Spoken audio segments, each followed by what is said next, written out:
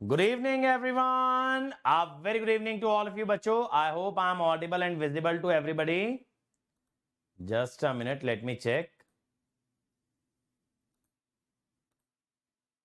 Yeah. चलिए तो फटाफट से सभी लोग आ जाइए भाई, और एक बार ग्रुप में भी इन्फॉर्म कर दीजिए कि अंकित सर लाइव आ चुके हैं, ताकि सभी बच्चे इस सेशन में लाइव जुड़ पाएं. आज एक नया टॉपिक करने वाले हैं बेटा. फ्रीक्वेंसी डोमेन के अगले टॉपिक की तरफ हम लोग बढ़ने वाले हैं. फ्रीक्वेंसी डोमेन का नेक्स्ट टॉपिक हमारा होने वाला है, that is the gain margin and the phase margin. Logically speaking बेटा, ये आप लोगों का आखिरी टॉपिक होने वाला है फ्रीक्वेंसी रिस्पॉन्स का, जिसके बाद आपके कंट्रोल का सबसे बड़ा चैप्टर ध्वस्त हो जाएगा.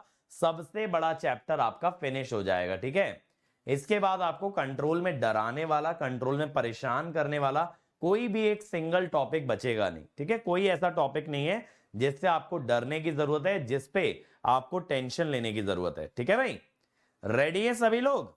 चलिए, तो यार देखो, अभी तक हम लोग जो भी बातचीत करते आए हैं ना, हम लोग बातचीत करते आए हैं अबाउट द एब्सोल्यूट स्टेबिलिटी. किस बारे में? एब्सोल्यूट स्टेबिलिटी के बारे में. यानी हर सिस्टम में हम बात करते हैं whether the system is stable और नॉट. करेक्ट. हम ये बताते आए हैं कि कितने पोल राइट हाफ में, ओपन लूप के कितने पोल राइट हाफ में, क्लोज लूप के कितने पोल राइट हाफ में. अगर आप देखोगे राउथ क्राइटेरिया, तो राउथ क्राइटेरिया में भी आपने यही बात की थी कि कितने पोल राइट हाफ में जा रहे हैं. नाइक्वेस्ट में भी आपने n equal to P minus Z में यही बात की कि कितने पोल आपके राइट हाफ में जा रहे हैं. तो बेसिकली हर बार चर्चा एक ही बारे में हुई है कि how many poles are there in the right half plane. We call that absolute stability. यानी हम सिस्टम्स को क्लासिफाई कर रहे थे whether they are stable, marginally stable और अनस्टेबल. अब बेटा ये एक ऐसा टॉपिक है ना जो बात करता है एक अलग तरह की स्टेबिलिटी के बारे में, that is said to be relative stability. क्या कहलाता है? Relative stability. रिलेटिव स्टेबिलिटी से हमारा क्या मतलब होता है बच्चों? अगर मेरे पास दो सिस्टम है जो कि दोनों सिस्टम आपके स्टेबल हैं, तब मैं ये बात करना चाहता हूं कि इन दोनों में से ज्यादा स्टेबल कौन. What I wish to study is which of the two systems will be more stable, and that is said to be relative stability. दो सिस्टम्स की स्टेबिलिटी का कंपैरिजन. तो कंपैरिजन करने का एक रास्ता होता है, that is called as the gain margin and the phase margin. तो आइए समझते हैं. गेन मार्जिन से शुरुआत करते हैं बेटा. गेन मार्जिन कैलकुलेट किया जाता है क्लोज लूप सिस्टम के लिए. इसका मतलब क्या होता है? It is the value of gain के, जो कि अगर आप एक सिस्टम में एक ओपन लूप ट्रांसफर फंक्शन में मल्टीप्लाई कर देंगे और आपका क्लोज लूप सिस्टम क्या हो जाएगा? Marginally stable. बेसिकली आप ऐसा समझिए कि जीएसएचएस को आप लोग किस फैक्टर से मल्टीप्लाई करें जिससे कि वो सिस्टम आपका मार्जिनली स्टेबल हो जाए, and that is called as the gain margin. अगर आप डीबी में बात करें बेटा, डीबी के लिए आप क्या करते हैं? 20 लॉग लेते हैं. यानी अगर आप एब्सोल्यूट टर्म्स में कोई फैक्टर मल्टीप्लाई कर रहे हैं तो डेसिबल में आप एक्चुअली एडिशन कर रहे हैं. अगर आप एक्चुअल में के मल्टीप्लाई कर रहे हैं तो लॉग लेंगे तो आप ये कह सकते हैं आप 20 लॉग के ऐड कर रहे हैं. ठीक है, के का multiplication is equivalent to addition of 20 log K. तो हम लोग ये कह देते हैं गेन मार्जिन अगर डेसिबल में बात करें तो डेसिबल में कितना गेन ऐड किया जाए, किसमें? जीएसएचएस में. डेसिबल में जीएसएचएस में कितना गेन ऐड किया जाए जिससे कि आपका क्लोज लूप ट्रांसफर फंक्शन बन जाए मार्जिनली स्टेबल. अब सर इससे रिलेटिव स्टेबिलिटी कैसे पता चली? बेटा रिलेटिव स्टेबिलिटी ऐसे पता चली कि जिसका गेन मार्जिन जितना ज्यादा होगा, माने उसे उतने ही बड़े फैक्टर से मल्टीप्लाई करना पड़ेगा to make it marginally stable. यानी सिस्टम आपका स्टेबल है, बट उसे मार्जिनली स्टेबल बनाने के लिए जितने बड़े फैक्टर से मल्टीप्लाई करना पड़े, हम कहेंगे सिस्टम बाय डिफॉल्ट उतना ही अधिक स्टेबल है. ज्यादा स्टेबल सिस्टम को मार्जिनली स्टेबल बनाने के लिए ज्यादा मेहनत लगेगी, कम स्टेबल सिस्टम को मार्जिनली स्टेबल बनाने के लिए कम मेहनत लगेगी. तो जिन सिस्टम्स के अंदर अधिक एफर्ट देना पड़ेगा वो ज्यादा स्टेबल होंगे, जिसमें कम एफर्ट में या कम गेन में ही वो मार्जिनली स्टेबल बन जाए वो कम स्टेबल होगा. समझ रहे हो? तो ज्यादा स्टेबल सिस्टम कौन? जिसका गेन मार्जिन ज्यादा. बात क्लियर हो रही है कि नहीं, बताइए फटाफट। जिसका गेन मार्जिन जितना ज्यादा उतना ही ज्यादा वो सिस्टम आपका स्टेबल होता है, करेक्ट। चलिए अब देखो, जैसे ये ट्रांसफर फंक्शन हमको दिया है के S S plus one S plus three, इसके गेन मार्जिन पे कमेंट करने के लिए बोल रहा है, ठीक है, इसके गेन मार्जिन पे कमेंट करने के लिए बोल रहा है। आप यहां पे ये देखिएगा बेटा कि ये जो सिस्टम है, this is a minimum phase system. कैसा है? Minimum phase system. Actually gain margin phase margin से जो हम स्टेबिलिटी जज करते हैं ना बच्चों, वो मिनिमम फेज सिस्टम्स की ही जज करते हैं, नॉन मिनिमम फेज सिस्टम की स्टेबिलिटी यहां से नहीं जज करते।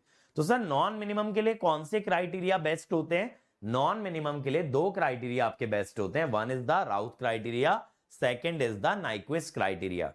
अगर कोई पूछे भाई नॉन मिनिमम फेज की स्टेबिलिटी कैसे देखेंगे, आप बोलोगे टाइम डोमेन में अगर देखना है तो राउथ क्राइटेरिया से देखेंगे, और फ्रीक्वेंसी डोमेन में अगर देखना है तो नाइक्विस्ट क्राइटेरिया से।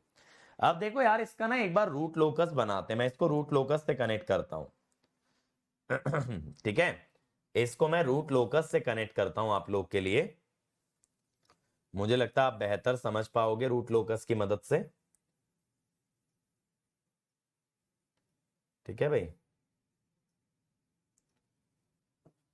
आप ये देखिए, एक पोल है 0 पे, एक है -1 पे, और एक है -3 पे। अब आप लोग जानते हो बेटा, रूट लोकस से, रूट लोकस में आपका ब्रेक अवे पॉइंट आता है जब दो पोल के बीच का हिस्सा या दो पोल के बीच का रियल एक्सिस रूट लोकस पे लाई करता है। तो यहां 0 और -1 के बीच का हिस्सा यार रूट लोकस का पार्ट बनेगा, तो यहां पे ब्रेक अवे पॉइंट आएगा ना, यहां पे ब्रेक अवे पॉइंट आएगा, करेक्ट बात है। और यार इसका सेंट्रॉइड कहां आ रहा है? -1 -3 इज -4, तो -4/3 कहां आ रहा है? -4/3, यानी -1.33 पे। तो ये देखो, इसके 3 एसिम्टोट बनेंगे। अब ये तो मुझे लगता नहीं यार बताने की जरूरत होनी चाहिए, करेक्ट, कि 3 एसिम्टोट बनेंगे, एक 60, एक -60 और एक 180। एक ब्रांच बेटा आपकी ऐसे आने वाली है, एक ब्रांच आपकी ऐसे आने वाली है जो इस पोल से -इन्फिनिटी की ओर जाएगी, ठीक है, जो कि इस पोल से -इन्फिनिटी की ओर जाएगी। हैं? ये क्या कह रहे हो? पोलर प्लॉट थोड़ी बना रहे, रूट लोकस बना रहे भाई, तुम अलग ही नाइक्विस्ट की दिशा में निकल गए भाई। सुन तो लो, ग्राफ कौन सा बनाना है। अब यहां से क्या होगा भाई? यहां से देखिए, इस टाइप से हमारे रूट लोकस की ब्रांचेस जाएंगी, ठीक है। तो ये सिस्टम कैसा है बच्चों? ये सिस्टम है कंडीशनली स्टेबल, करेक्ट बात है ना, ये सिस्टम है आपका कंडीशनली स्टेबल। अब मुझे ना के की वैल्यूज जाननी है, के की अलग अलग वैल्यूज जाननी है। जैसे ब्रेक अवे पॉइंट पे के का वैल्यू मैं जानना चाहता हूं, मैं जानना चाहता हूं ब्रेक अवे पॉइंट पे के का वैल्यू क्या है। मैं ये जानना चाहता हूं जब ये इमेजिनरी को इंटरसेक्ट कर रहा है तब के का वैल्यू क्या है। तो देखिएगा जरा, अगर ब्रेक पॉइंट की बात करें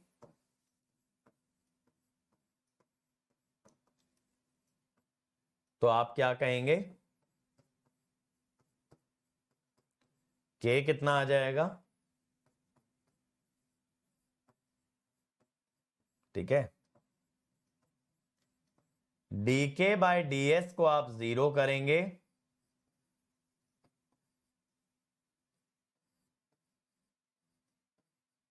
s³ 4s²,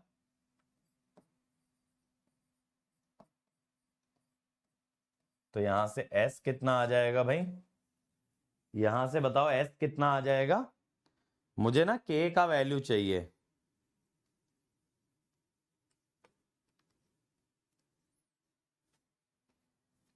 -0.4514, यही होगा भाई, 0 और -1 के बीच में। इस पे k कितना आ जाएगा? k के लिए आप क्या करेंगे? k इंटू के upon mod S S plus one. Magnitude criteria लगाते हो ना, तो k कितना आ जाएगा यहां से। ये वाला हम लोग एक बार वैसे कर चुके हैं, यही एग्जांपल ना रूट लोकस के अंदर।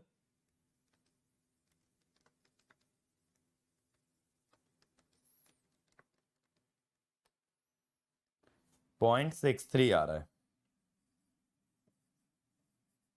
ठीक है। तो k आ रहा है 0.63, करेक्ट। यानी 0.63 के बाद जो आपके रूट्स है बेटा वो कॉम्प्लेक्स कॉन्जुगेट बन जाते हैं। एक ना मुझे k जानना है जहां पे ये सिस्टम इमेजिनरी को कट कर रहा है, जहां ये सिस्टम इमेजिनरी को कट कर रहा है भाई,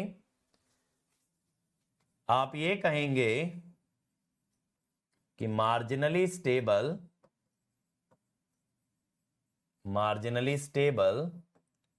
और इंटरसेक्शन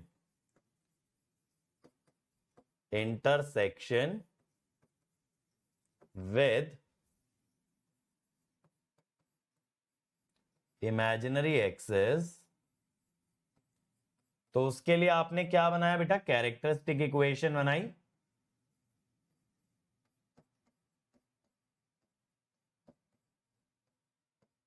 अब आप क्या कहोगे, inner product equal to outer product, तो k आ जाएगा 12 के बराबर, यानी k है आपका 12 के बराबर। तो k अगर आपका 12 होता है ना, k अगर आपका 12 होता है बेटा, तो इसका मतलब है वहां पे ये सिस्टम कैसा हो जाता है, मार्जिनली स्टेबल। k 12 होने पे, ठीक है। अब इससे गेन मार्जिन के बारे में क्या कह सकते हैं, गेन मार्जिन के बारे में सुनिएगा। अगर मैं आपको पहला एग्जांपल ऐसा देता हूं, जैसे मैं ना कुछ वैल्यूज लिख देता हूं। मान लो मैंने आपको दिया k बराबर 2, वो यहां कहीं होगा, k बराबर 2, k बराबर 12 ये रहा। अब मान लो k बराबर मैंने दिया 20, वो यहां कहीं होगा 2 से बड़ा, कहीं आगे ही होगा 12 के बाद, करेक्ट, 12 के बाद आगे ही होगा। अब देखो मान लो मैंने आपको GH ऐसा दिया 2 by S S plus 1 S plus 3। आप इस सिस्टम में क्या कह सकते हो कि यार इसका ना गेन मार्जिन 6 आएगा। क्यों सर, क्योंकि भाई इसको मार्जिनली स्टेबल बनाने के लिए 6 से मल्टीप्लाई करना पड़ेगा, क्योंकि ऊपर क्या चाहिए, 12 चाहिए, समझ रहे हो, ऊपर 12 चाहिए ना, तभी तो मार्जिनली स्टेबल बनेगा। यही तो हमारे पास केस आ रहा है कि भाई अगर k की वैल्यू 12 रख दें तो सिस्टम मार्जिनली स्टेबल होता है। तो मैं कह रहा हूं अगर मैंने आपको 2 दे दिया तो आप कहोगे सर 6 से मल्टीप्लाई करने पे it will become marginally stable, तो गेन मार्जिन क्या हो गया, 6 हो गया। अगर आप चाहो तो इसको डीबी में भी कन्वर्ट कर सकते हो, 20 log of 6 which is basically greater than 0। चमका, बोलो भाई, चमका कि नहीं चमका। तो ये वाला सिस्टम आप क्या बोलेंगे भाई, अगर आप 2 लेके चल रहे हैं तो स्टेबल है ना, आपके रूट्स लेफ्ट हाफ में है भाई। स्टेबल आप कैसे बोल रहे हो, क्योंकि आपके रूट क्या है, लेफ्ट हाफ में है। k इक्वल टू 2 पे आपके रूट लेफ्ट हाफ में, आप स्टेबल बोल सकते हो। 20 पे आप क्या बोल सकते हो, अनस्टेबल बोल सकते हो, क्योंकि आप राइट हाफ में घुस चुके हो। और 12 पे आप क्या कह सकते हो, मार्जिनली स्टेबल, क्योंकि आपके पोल इमेजिनरी एक्सिस पे हैं। समझ में आ रही है कहानी। मैं रूट लोकस से स्टेबिलिटी की बात कर रहा हूं। 2 के लिए मैं स्टेबल बोलूंगा क्योंकि मैं लेफ्ट हाफ में हूं, 12 के लिए मार्जिनली स्टेबल बोलूंगा, इमेजिनरी एक्सिस पे हूं, और 20 के लिए अनस्टेबल बोलूंगा क्योंकि राइट हाफ प्लेन में चला गया हूं। अब ऐसे ही देखिएगा, अगर मैं आपको ये फंक्शन देता भाई, अब ऑलरेडी बेटा अगर आपका 12 लिखा है ऊपर, तो आपको मार्जिनली स्टेबल बनाने के लिए किस फैक्टर से मल्टीप्लाई करना है, बताओ। मार्जिनली स्टेबल बनाने के लिए किस फैक्टर से मल्टीप्लाई करना है, 1 से। 1 से ही तो मल्टीप्लाई करना है, यानी 20 log 1 इज 0 dB। ये सिस्टम कैसा है भाई, मार्जिनली स्टेबल। जो ऑलरेडी 12 जिसमें रखा हुआ है बच्चों, तो उसे मार्जिनली स्टेबल बनाने की क्या जरूरत है, वो तो पहले से ही मार्जिनली स्टेबल है ना।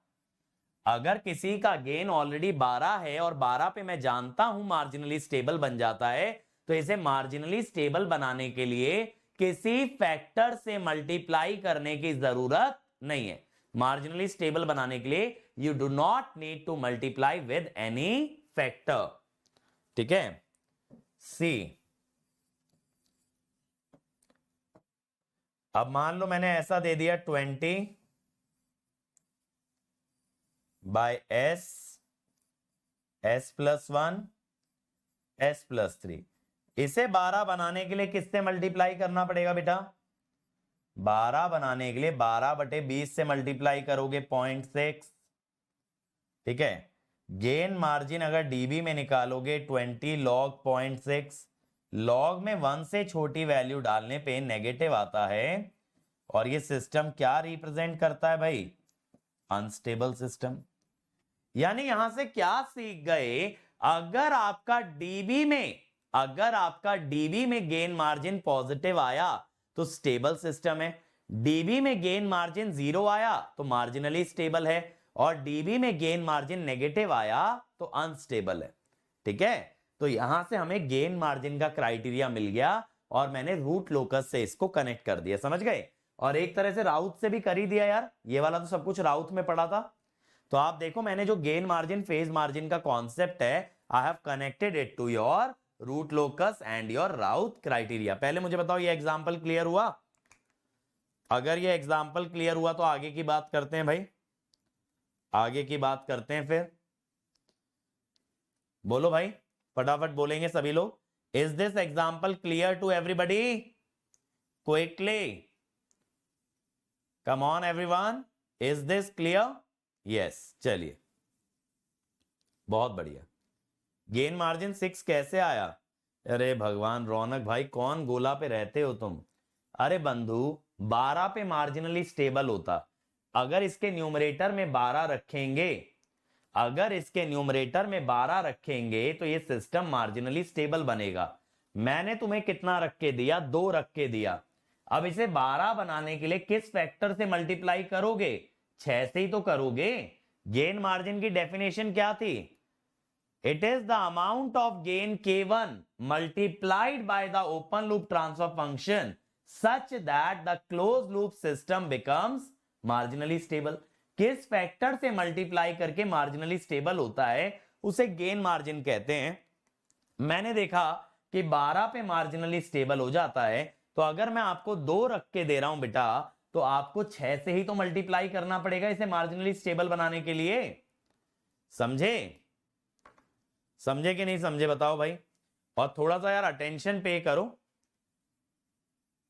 अरे भाई रुक जाओ पीके भाई, अभी चलेंगे वहां तक।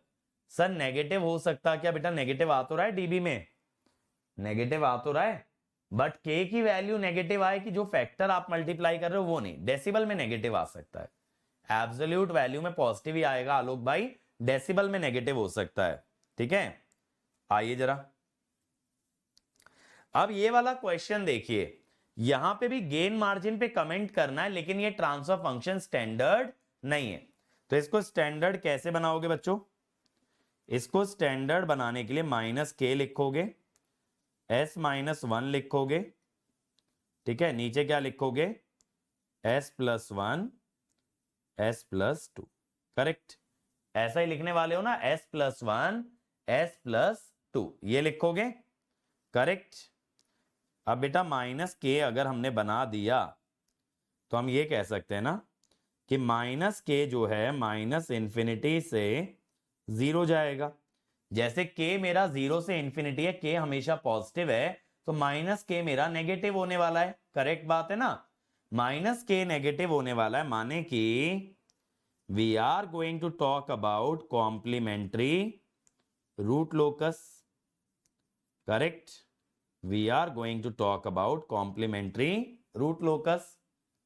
थिकनेस बढ़ाइए, थिकनेस नजर तो आ रही है भाई। और कितना थिकनेस लोगे? घर लेके जाओगे थिकनेस। अब ये देखिए, हम लोग ना जरा ग्राफ ड्रॉ करते हैं। इसका ग्राफ डायरेक्टली ड्रॉ कर रहा हूं भाई, ज्यादा मोटा हो गया क्या?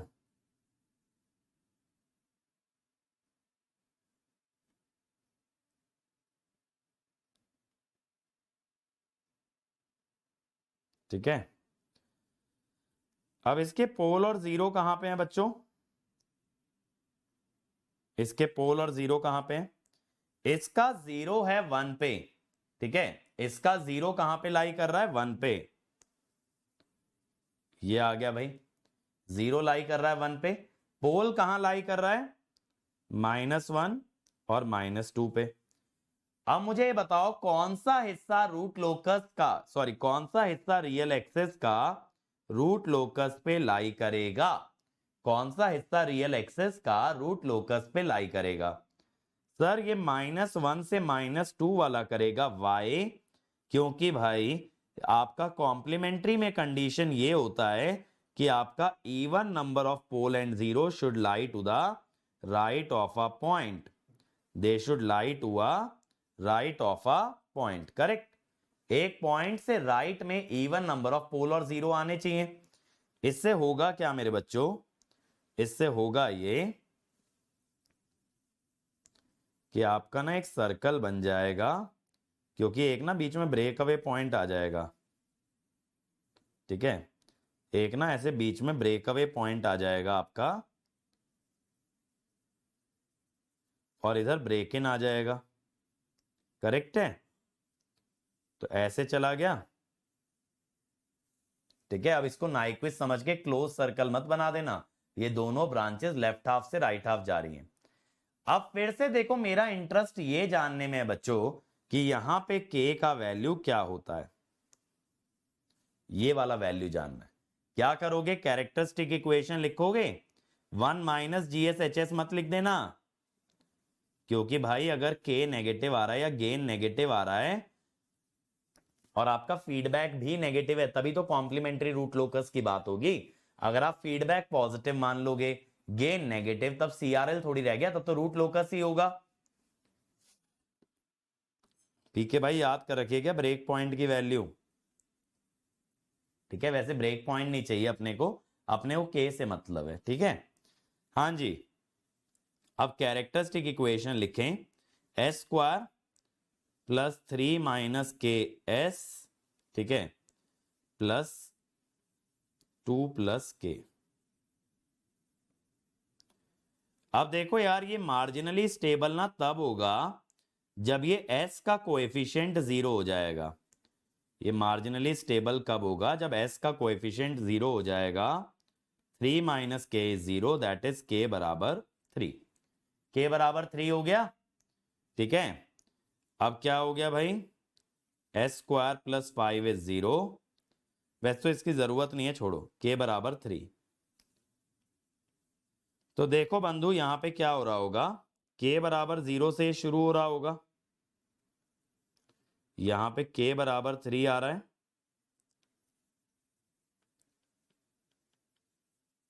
ठीक है, K बराबर 3 आ रहा है। चलो, आप साथ साथ कैलकुलेट करता हूं। आप डाउट करते हो भाई ब्रेक पॉइंट निकालने में लोग थक जाते हैं। K -2 भी तो होगा। -2 रखोगे तो ओरिजिन पे एक पोल आ जाएगा। बात तो तुम्हारी सही है, बट K 0 से इन्फिनिटी दिया है ना नेहा। K तो 0 से इन्फिनिटी दिया है, तो -2 वाला वैलिड ही नहीं होगा। ठीक है, तो K बराबर 3 आ गया। अब आप जब 0 से 3 के बीच में रख रहे हो बेटा, तो आपके पोल्स हैं लेफ्ट हाफ में। करेक्ट, आप जब 0 से 3 के बीच में रख रहे हो तो आपके पोल्स कहां पे हैं? पोल्स इन LHP। तो ये सिस्टम कैसा है? स्टेबल सिस्टम है। और अगर K = 3 है तो आपका पोल्स ऑन इमेजिनरी आ रहा है।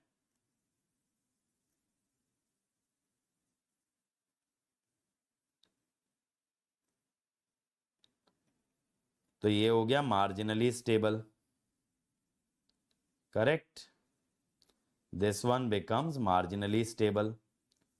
और अगर K > 3 बन गया तो पोल्स आ जाएंगे कहां पे भाई? पोल्स आ जाएंगे राइट हाफ प्लेन में। तो दिस विल बिकम अनस्टेबल। ठीक है, अनस्टेबल। करेक्ट है भाई। तो k ग्रेटर देन 3 पे आ गया अनस्टेबल। अब मैं आपको k की जो भी वैल्यू रख के दूंगा, आप मुझे गेन मार्जिन बता सकते हो। कैसे सर? जैसे मान लो मैंने आपको दिया केस ए, मैंने आपको ए केस ऐसे ही दे दिया,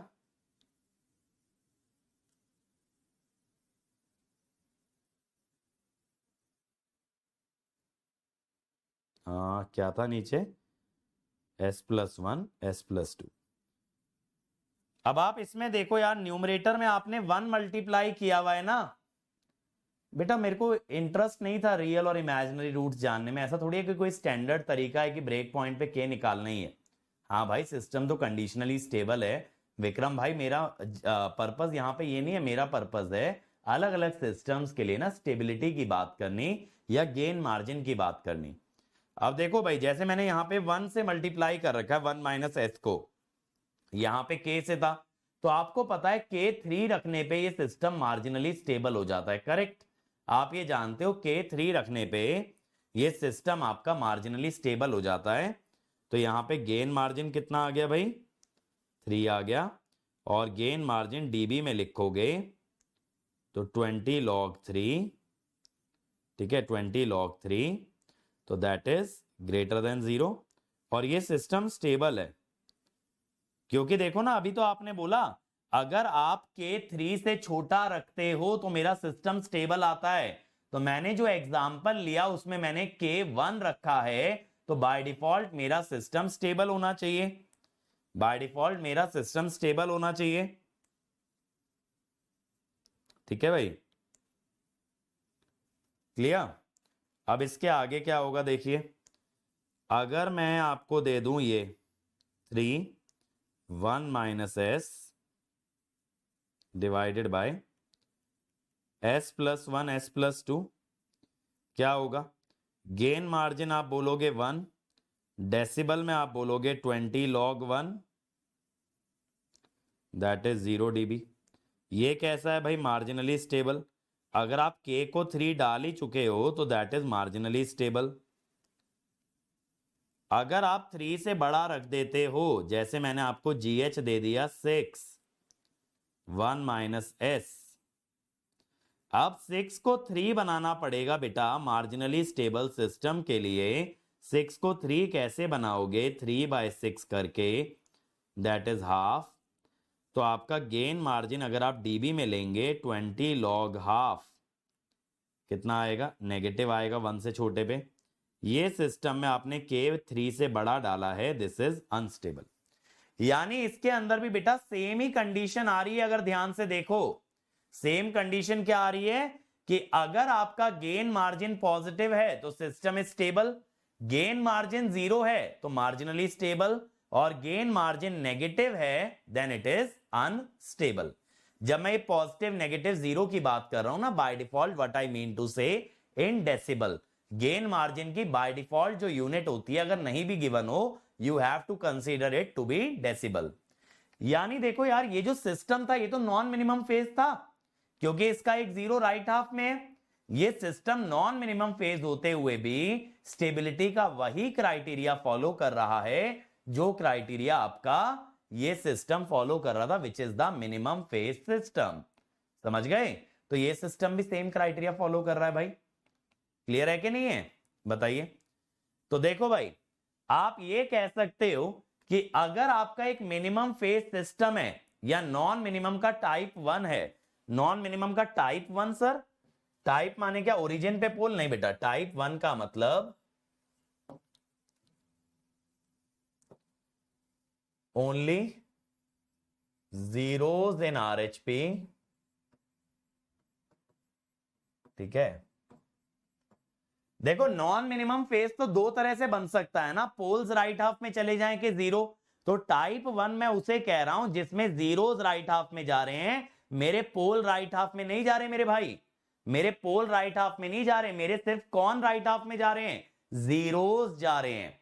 तो यहां पे बच्चों कंडीशन फॉर स्टेबिलिटी यही बनती है कि गेन मार्जिन 1 से बड़ा, या डेसिबल में कह दो 0 से बड़ा, तो स्टेबल है।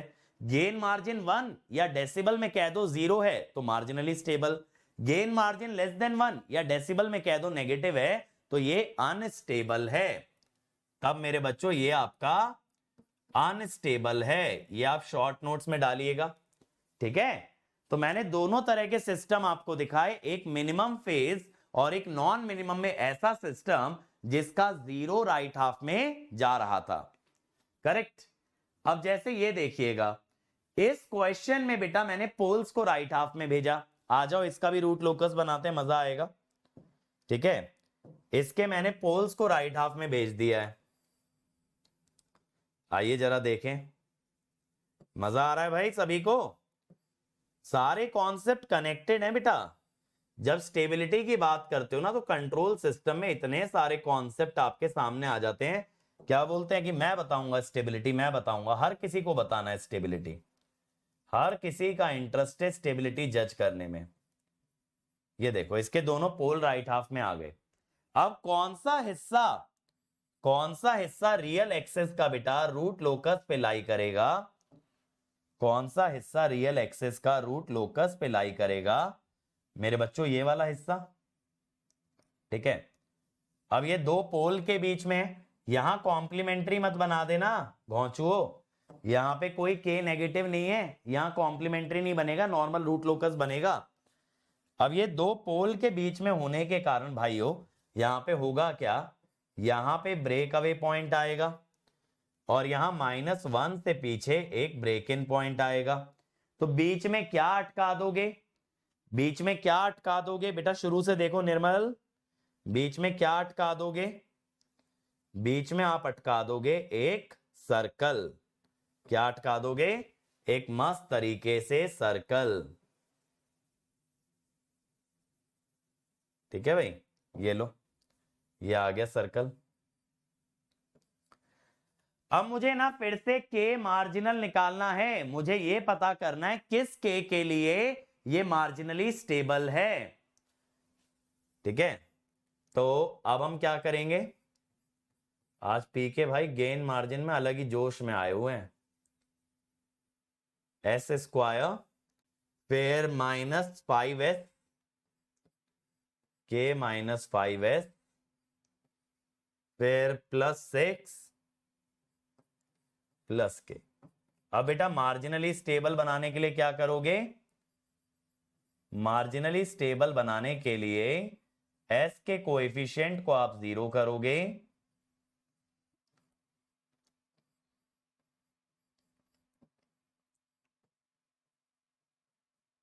तो k कितना आ गया? k आ गया 5। k कितना आ गया बेटा? k आ गया 5। ठीक है, तो यानी यहां पे k मिल रहा है 5। ठीक है भाई, यहां पे स्टार्टिंग में k 0 रहता है। अब जैसे ये मान लो कि k आपका कहीं अगर आपने 4 ले लिया तो k 4 यहां होगा, k मान लो आपने 6 ले लिया तो k 6 आपका यहां होगा। ठीक है, अब आप ये देखिएगा 0 से लेके 5 तक, 0 से लेके 5 तक आपके पोल राइट हाफ में है, पोल इन RHP। तो ये सिस्टम कैसा है भाई?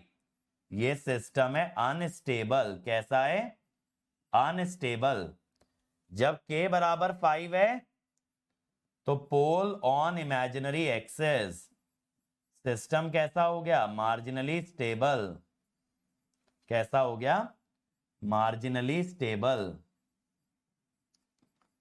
और k ग्रेटर देन 5, पोल आपके लेफ्ट हाफ में चले जाएंगे, सिस्टम कैसा हो गया? अनस्टेबल, स्टेबल हो गया। ठीक है, अब यहां पे भी अगर मैं आपको अलग अलग सिस्टम दे दूं बेटा, अलग अलग सिस्टम मैं आपको दे दूं, मान लो मैंने आपको GH दिया और S+1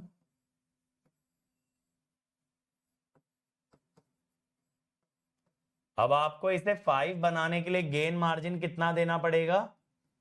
5/4। ठीक है, डीबी में अगर निकालोगे 20 log 5/4, लॉग में 1 से बड़ी वैल्यू डालने का मतलब पॉजिटिव, बट ये सिस्टम तो अनस्टेबल है। अभी तो आपने बोला अगर गेन के जो है 0 से 5 में होगा तो अनस्टेबल होगा। अगर गेन के 0 से 5 में होगा तो अनस्टेबल होगा, तो यानी 4 पे अनस्टेबल है। मुनेंद्र भाई मैंने बताया तो ये फास्ट सर्वर है जहां पे आपकी चैट लाइव चलेगी, जहां पे आपको लेक्चर कम डिले से दिखेगा, लेकिन इसका ड्रॉबैक ये है कि पीछे नहीं जा पाओगे लाइव क्लास में। बट लाइव क्लास में पीछे जाना क्यों है वैसे? रिकॉर्डेड में तो समझ आता है, बच्चे स्क्रॉल करके देखते हैं। लाइव में भी पीछे देखोगे तो लाइव और रिकॉर्डेड में फर्क क्या रह गया? समझे? मैंने अनस्टेबल किस आधार पे बोला है? जो मैंने रूट लोकस से कंडीशन निकाली है उसके आधार पे बोला है।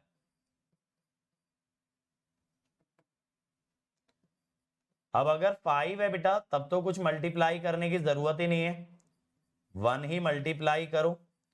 अगर डेसिबल में बात करें तो 20 log 1 इज 0 dB। ये सिस्टम कैसा हुआ? Marginally stable. कैसा हुआ? Marginally stable. अब सी ले लो। जीएच अगर आपका ऐसे है कि 6 s+1 बाय s-2 s-3, अब आपको किससे मल्टीप्लाई करने की जरूरत है भाई? 5/6 से। तो गेन मार्जिन डेसिबल में अगर निकालोगे 20 log 5/6, लॉग में 1 से छोटी वैल्यू डालने का मतलब है नेगेटिव। लेकिन अभी आपने बोला के 5 से बड़ा होता है तो पोल लेफ्ट हाफ में आते हैं तो स्टेबल। अब यहां देखो उल्टा नहीं हो गया? यहां देखो उल्टा नहीं हो गया बेटा, कि यहां पे आपका अगर आपका गेन मार्जिन पॉजिटिव आ रहा है तो सिस्टम अनस्टेबल है, और गेन मार्जिन नेगेटिव आ रहा है तो सिस्टम स्टेबल है। इसीलिए हम कहते हैं type 2 non minimum phase system. Type 2 का मतलब जिसके पोल राइट हाफ में चले जाएं, जिसके पोल राइट हाफ में चले जाएं, जीरोस लेफ्ट हाफ में हो, उस केस में बेटा गेन मार्जिन का क्राइटेरिया उल्टा हो जाता है। उस केस में जो है ना गेन मार्जिन का क्राइटेरिया उल्टा हो जाता है। नहीं बेटा ये पहली क्लास है, आज एक ही क्लास हुई, मैंने ग्रुप पे इन्फॉर्म तो किया था। ग्रुप पे सभी लोग एक्टिव रहा करो बेटा, मेरे पास एक ही 2 रास्ते हैं तुम तक पहुंचने के। एक्टिव नहीं रहोगे तो मैं कोई भी इंफॉर्मेशन कैसे कन्वे करूंगा? और ग्रुप पे मैं खुद इतना एक्टिव रहता हूं, तुम लोगों के सारे डाउट आंसर करता हूं। मिलेगा ऐसा टीचर कोई जो डेली टेलीग्राम पे सारे डाउट आंसर कर दे? चलो तो देखो भाई, स्टेबिलिटी के लिए यहां गेन मार्जिन नेगेटिव है, मार्जिनल स्टेबिलिटी के लिए 0 है, और अनस्टेबल के लिए यहां गेन मार्जिन पॉजिटिव है। ठीक है, गेन मार्जिन आपका पॉजिटिव है। तो यहां पे क्राइटेरिया बच्चों उल्टा हो गया। देखो पॉजिटिव के लिए अनस्टेबल, नेगेटिव के लिए स्टेबल।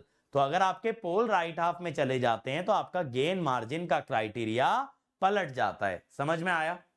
बताओ फटाफट से, समझ में आया सबको? अब देखो गेन मार्जिन राउत से कैसे कैलकुलेट करते हैं। मान लो आपको जीएसएचएस दे के रखा है, that you have written as FS. आप क्या कीजिए, जो भी जीएसएचएस आपको दिया है बच्चों, जो भी जीएसएचएस आपको दिया है, आप क्या कर लीजिए, आप उसमें K1 मल्टीप्लाई कर दीजिए। क्या कर दीजिए? K1 मल्टीप्लाई कर दीजिए। ठीक है, अब यहां पे ऑर्डर 2 है n की टाइप। अरे बेटा टाइप 2 का मतलब हुआ, टाइप 2 माने टाइप ऑफ ट्रांसफर फंक्शन नहीं, टाइप 2 माने दूसरी तरह का नॉन मिनिमम फेज सिस्टम। दूसरी तरह का माने जिसके पोल राइट हाफ में, लिखा तो है आगे, मैंने लिखा तो है मेरे बच्चे आगे कि जिसके पोल राइट हाफ में है उसे टाइप 2 वाला नॉन मिनिमम फेज बोल रहा हूं, और टाइप 1 वाला ये नहीं बताया था। टाइप 1 वाला जिसके सिर्फ जीरोस राइट हाफ में होते हैं उसे टाइप 1 बोला था। ये सिस्टम की टाइप नहीं है ना, ट्रांसफर फंक्शन की टाइप है। मिनिमम फेज को 2 तरह के सिस्टम्स में बांटा गया है, एक जिसके जीरोस राइट हाफ में हो और एक जिसके पोल्स राइट हाफ में हो। समझ गए? हाँ जी। अब देखो आप क्या करें, आपको जो भी ट्रांसफर फंक्शन दिया है उसे आप K1 से मल्टीप्लाई कर लें, और एक कैरेक्टरिस्टिक इक्वेशन बना ले। अब ये कैरेक्टरिस्टिक इक्वेशन को आप मार्जिनली स्टेबल करें, कैसे करते थे याद है, कोएफिशिएंट ऑफ s की पावर 1 0 करके। कैसे करते थे, coefficient of s to the power 1 equal to 0 करके। याद आ रहा है, ऐसे राउथ में करते थे ना हम लोग यार।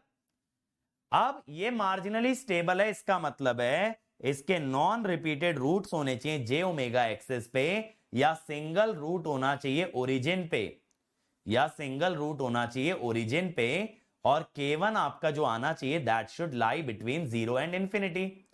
K1 जो आपका आना चाहिए that should lie between 0 and infinity. तो यहां पे K1 will be called as gain margin. यानी आपने क्या किया, आपने ट्रांसफर फंक्शन को K1 से मल्टीप्लाई किया और आपने ये बोल दिया कि ये सिस्टम बन जाए मार्जिनली स्टेबल। सुनिएगा ध्यान से, आपने क्या किया, आपने ट्रांसफर फंक्शन को K1 से मल्टीप्लाई किया और आपने बोला मेरा सिस्टम बन जाए मार्जिनली स्टेबल। इसके लिए K1 का जो भी वैल्यू आया वो क्या हुआ, गेन मार्जिन ही तो हुआ। गेन मार्जिन का यही तो डेफिनेशन है कि किस नंबर से मल्टीप्लाई करें कि मेरा सिस्टम मार्जिनली स्टेबल बन जाए। ठीक है, समझे क्या? तो गेन मार्जिन निकालने का शॉर्टकट तरीका राउथ अरे से होता है। ठीक है, राउथ अरे से होता है, ये बात क्लियर है? अब देखो भाई, अगर राउथ ऑफ 1 प्लस K1 FS आपने बनाया, I don't have Telegram group, तो बेटा अपने बैच के अंदर जाके देखो, वहां टेलीग्राम का ऑप्शन है, वहां से ज्वाइन हो जाओगे। जहां से आप वेबसाइट या ऐप से एक्सेस करते हो ना, वेबसाइट तो नहीं, ऐप पे हमने टेलीग्राम का प्रोविजन दे रखा है।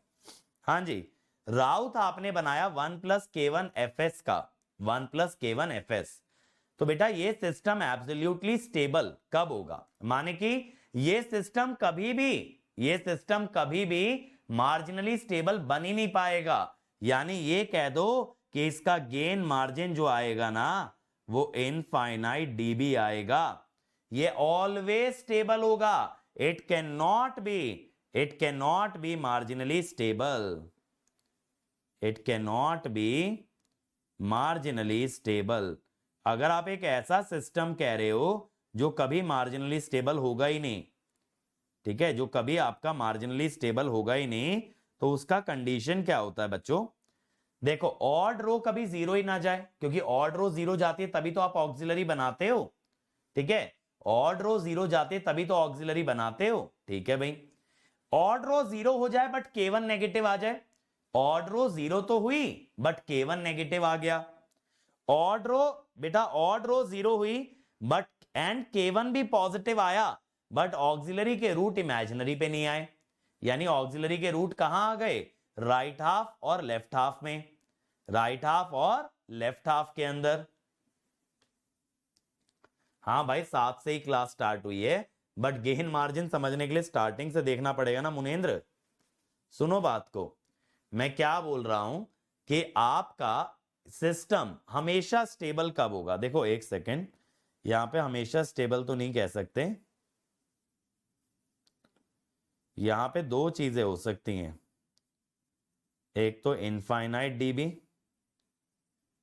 ऑलवेज स्टेबल, कि ये सिस्टम कभी मार्जिनली स्टेबल बनेगा ही नहीं, ये हमेशा ही स्टेबल रहेगा। एक minus infinity dB which is always unstable. अब हम क्या कह रहे हैं कि सिस्टम कभी भी आपका, अभी ठीक है ना पेन, सुनो, सिस्टम कभी भी, अरे सुन तो लो बेटा, एग्जाम्पल पे जाएंगे, पहले थ्योरी तो समझ ले विक्रम भाई, सुनो ध्यान से। सिस्टम आपका कभी भी मार्जिनली स्टेबल नहीं बन पाएगा। ऐसा कब होगा, कभी भी ऑड रो जीरो ही ना आए। आप मुझे एक चीज बताओ, राउथ में आपका मार्जिनल स्टेबिलिटी कब आया था? जब s की ऑड पावर आपकी जीरो गई थी, आपने उससे ऊपर वाली रो से ऑक्सिलरी बनाई थी, और ऑक्सिलरी, ठीक है, ऑक्सिलरी वाले को जीरो करने से क्या हुआ था, ऑक्सिलरी वाले को जीरो करने से आपके इमेजिनरी पे रूट्स आए थे। ऑक्सिलरी वाले को जीरो करने से इमेजिनरी पे रूट्स आए थे। याद आ रहा है? राउथ में बेटा, राउथ में कब आपका सिस्टम मार्जिनली स्टेबल हुआ था? जब एस की ऑड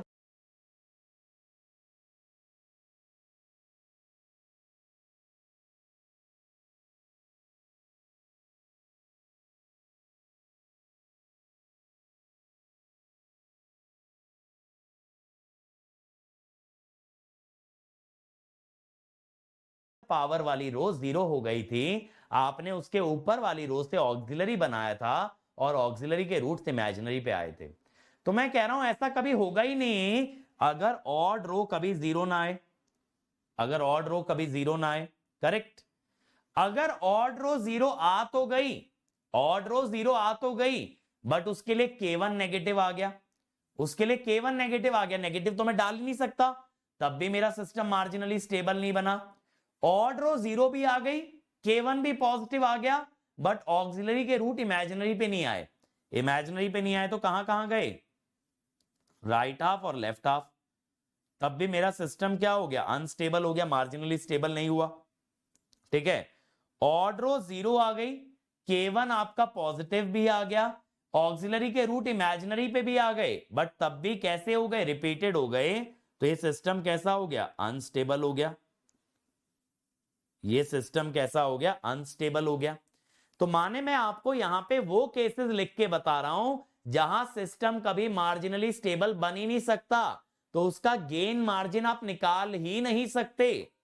गेन मार्जिन का मतलब क्या था बच्चों?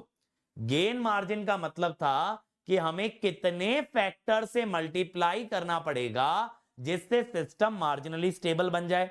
मैंने क्या किया? मैंने K1 से मल्टीप्लाई करके कैरेक्टरिस्टिक इक्वेशन बनाई इस उम्मीद में कि राउथ अरे अगर बना लिया तो वहां मार्जिनली स्टेबल मिल जाएगा। बट मार्जिनली स्टेबल किस किस केस में नहीं मिलेगा? ऑड रो जीरो ही ना हो, कोई ऑक्सिलरी बनेगी नहीं। ठीक है, ऑड रो जीरो हो गई, बट उसके लिए K1 नेगेटिव आ गया, नेगेटिव अलाउड नहीं था, जीरो से इंफिनिटी जाना था। गेन मार्जिन पॉजिटिव ही होता है ना भाई। अभी तो एक बच्चे ने पूछा था, मैंने बताया भी था कि गेन मार्जिन हमेशा पॉजिटिव लेते हैं एब्सोल्यूट वैल्यू में, डेसिबल में नहीं। ये 5/4, 1, 5/6 ये सब तो पॉजिटिव ही होते हैं। तो K1 अगर नेगेटिव आ गया तो वो तो अलाउड ही नहीं है, K1 नेगेटिव अलाउड ही नहीं है यहां पे आपको। ठीक है, तो K1 नेगेटिव होना नहीं चाहिए, तो ये भी नहीं करेगा marginally stable. Odd row zero आई, K1 भी पॉजिटिव आया, बट ऑक्सिलरी के रूट इमेजिनरी पे नहीं आए। मार्जिनल स्टेबिलिटी के लिए रूट कहां आने चाहिए? इमेजिनरी पे, तब भी नहीं हुआ मार्जिनली स्टेबल। सब कुछ हो गया, बट ऑक्सिलरी के रूट इमेजिनरी पे आ गए और रिपीटेड आ गए, तब भी तो अनस्टेबल हो गया, मार्जिनली स्टेबल नहीं बना। तो इन सभी केसेस के अंदर आपका गेन मार्जिन आप निकाल ही नहीं सकते, क्योंकि सिस्टम कभी मार्जिनली स्टेबल नहीं बनेगा। K1 कहां पे निकाला जाता है? गेन मार्जिन कहां पे निकाला जाता है? जहां हम ये पता करना चाहते हैं कि किस फैक्टर से मल्टीप्लाई करने पे हमारा सिस्टम बन जाएगा मार्जिनली स्टेबल। यहां बन ही नहीं पाएगा ना। अब क्लियर हुआ मैं क्या बोल रहा हूं? जिन केसेस में सिस्टम या तो हमेशा स्टेबल है या हमेशा अनस्टेबल है, वहां पे कभी सिस्टम मार्जिनली स्टेबल नहीं होता। तो गेन मार्जिन या तो आपका इंफिनिटी आता है या तो माइनस इंफिनिटी आता है, गेन मार्जिन फाइनाइट नहीं आ सकता। ठीक है, और लास्ट चीज मैंने लिखी है, लास्ट रो जीरो ना हो, क्योंकि लास्ट रो जीरो होने का मतलब होता है एस की पावर जीरो का कोएफिशिएंट जीरो होना, जिसका मतलब होता है ओरिजिन पे पोल आना। जैसे देखो, अगर एक ऐसा पॉलिनोमियल है,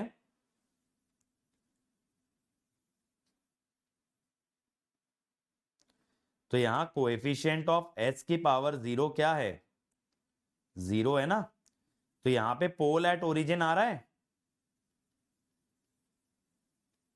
बोलो, यहां पे पोल एट ओरिजिन आ रहा है बच्चों। एस की पावर जीरो का कोएफिशिएंट जीरो आ रहा है, तो पोल ओरिजिन पे आ रहा है, तो ऐसा सिस्टम क्या कहलाएगा? Marginally stable. तो मैंने इसीलिए बोला कि लास्ट रो का कोएफिशिएंट जीरो ना आए, क्योंकि लास्ट रो का कोएफिशिएंट जीरो आने का मतलब भी यही होता है सिस्टम इज मार्जिनली स्टेबल। चमका? बताओ। तो ये सारी कंडीशंस के अंदर बेटा आपका सिस्टम हमेशा स्टेबल या हमेशा अनस्टेबल होगा, कभी मार्जिनली स्टेबल नहीं बन पाएगा। तो we cannot compute gain margin. Divya बेटा, गेन मार्जिन का मतलब क्या था? गेन मार्जिन का मतलब था कि आप ट्रांसफर फंक्शन को कितने गेन से मल्टीप्लाई करो जिससे कि वो क्या बन जाए, मार्जिनली स्टेबल। अगर एक चीज बताओ, आप यहां पे गेन मार्जिन नेगेटिव आ रहा होता दिव्या, तो क्या आप लॉग में पुट कर सकते थे बेटा? क्या आप डेसिबल में निकाल सकते थे? नहीं निकाल सकते थे ना। तो गेन मार्जिन का ये लिमिटेशन है कि गेन मार्जिन हमेशा पॉजिटिव ही लेते हैं। हम ये जज करना चाहते हैं कितने पॉजिटिव गेन से ट्रांसफर फंक्शन को मल्टीप्लाई करें जिससे मेरा सिस्टम मार्जिनली स्टेबल बन जाए। अगर यहां नेगेटिव वैल्यूज आने लग गई तो लॉग में पुट नहीं कर पाओगे बच्चे, लॉग में पुट नहीं कर पाओगे आप। ठीक है, ये क्लियर हुआ?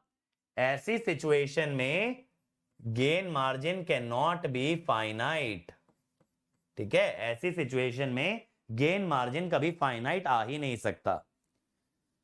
अब देखो यार, अगर ऑड रो 0 हो गई और K1 पॉजिटिव आ गया और ऑक्सिलरी के नॉन रिपीटेड रूट्स आ गए जे ओमेगा एक्सिस पे, तो जो भी आपका ओमेगा आएगा ना वो कहलाता है omega PC, phase cross over frequency, phase cross over frequency.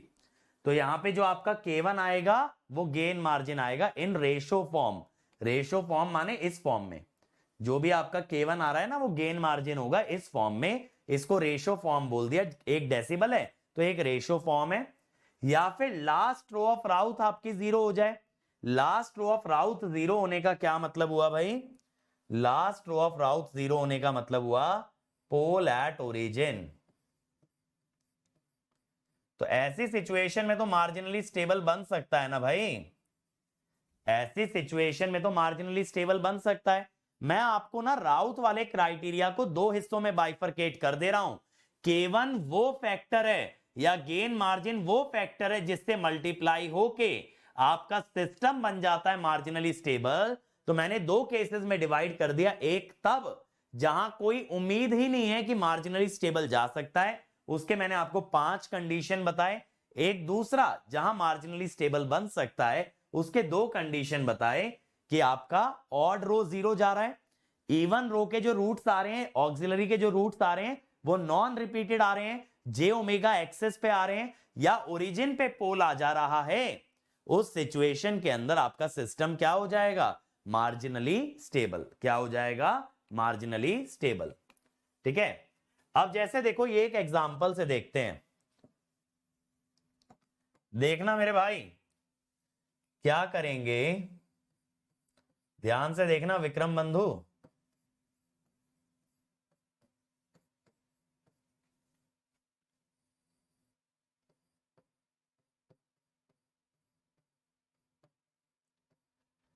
अब यहां कैरेक्टरिस्टिक इक्वेशन बना लो बेटा।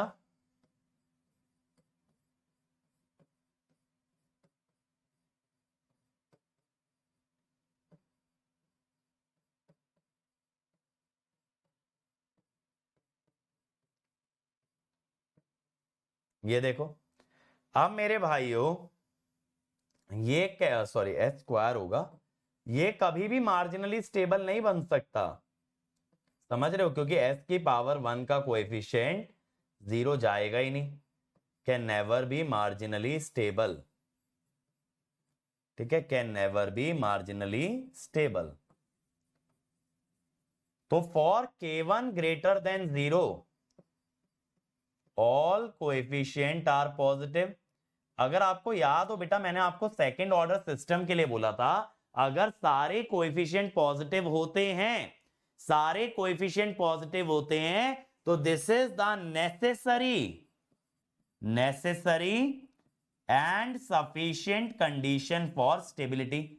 सेकंड ऑर्डर तक बताया था ना, सेकंड ऑर्डर तक मैंने बताया था राउथ लगाने की जरूरत नहीं होती है आपका। अगर सारे कोएफिशिएंट पॉजिटिव हैं तो it is the necessary and sufficient condition for stability. तो ये सिस्टम कभी मार्जिनली स्टेबल नहीं बनेगा, दिस इज ऑलवेज स्टेबल। तो गेन मार्जिन कितना डीबी में लिखोगे भाई? आप लिखिएगा इनफाइनाइट डीबी। कितना लिखेंगे? Infinite dB. ऑलवेज स्टेबल में गेन मार्जिन लिखते हैं इनफाइनाइट डीबी। अब समझ में आया विक्रम भाई? जो सिस्टम या तो हमेशा अनस्टेबल रहेंगे या हमेशा स्टेबल रहेंगे, उनका गेन मार्जिन इंफिनिटी या माइनस इंफिनिटी आता है। It can never ever be a finite value. आप लोग ट्राई करोगे अब? चलो तो आप लोग ट्राई करो भाई। तो ये तो देखो मैंने बता ही दिया, ऑड रो जीरो है, लास्ट रो नॉन जीरो है, या ऑड रो नॉन जीरो है, लास्ट रो जीरो है, गेन मार्जिन फाइनाइट आएगा। Odd row non zero, last row non zero, gain margin infinite. Odd row zero, last row zero, gain margin will be infinite. ठीक है, ये मैं पहले ही cover कर चुका हूं, उसी को लिखा गया है। चलो अब इसका बताओ, फटाफट से गेन मार्जिन निकालो। चलो राउथ क्राइटेरिया लगाएंगे भाई, क्विकली क्विकली करेंगे, एकदम मजा आ जाना चाहिए, आंसर इतनी स्पीड से आए।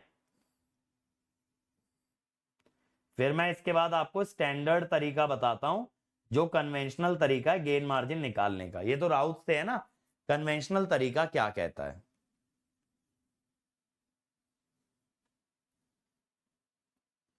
कन्वेंशनल अंडरस्टैंडिंग भी तो होनी चाहिए। अभी तो हम गेन मार्जिन निकाल रहे हैं जो कि फ्रीक्वेंसी डोमेन में होता है, उसको हम किससे निकाल रहे हैं? टाइम डोमेन के अप्रोच से। बट फ्रीक्वेंसी डोमेन का अप्रोच भी तो सीखेंगे।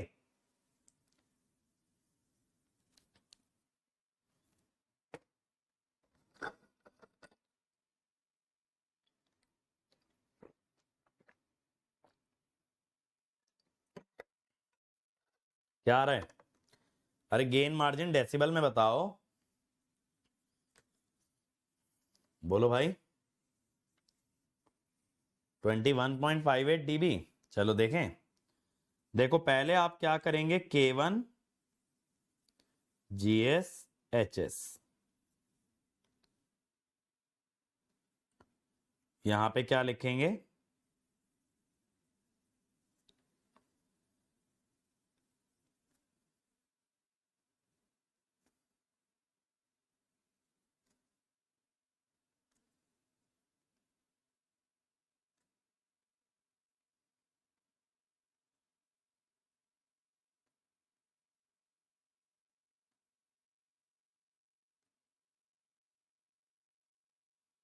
अब आप कहेंगे मार्जिनली स्टेबल के लिए सर यहां राउथ ना लगाएं, सर यहां राउथ की मेहनत ना करें सर, शॉर्टकट से चलते हैं सर। कैसे? कि inner product equal to outer product, यानी 12 बराबर K1। ठीक है, अब K1 आ गया 12, K1 अगर 12 आ गया बच्चों, तो गेन मार्जिन कितना हो जाएगा? डीबी में अगर निकालोगे 20 log 12, ठीक है, 20 log 12, 21.583 dB। मजा आया? मजा आया भाई, ये निकल गया आपका गेन मार्जिन। इसी बात पे अगले पे चलते हैं। अब आ जाओ मैथमेटिकल कैलकुलेशन पे। ठीक है, मैथमेटिकल कैलकुलेशन कैसे की जाती है? देखो यार, मैथमेटिकल कैलकुलेशन में हम लोग क्या कहते हैं, हम लोग ये कहते हैं कि जो आपका पोलर प्लॉट है, ध्यान से सुनिएगा, हम कहते हैं जो आपका पोलर प्लॉट है वो -1,0 से जाना चाहिए in case of a marginally stable system. आप क्या बोलते हो कि for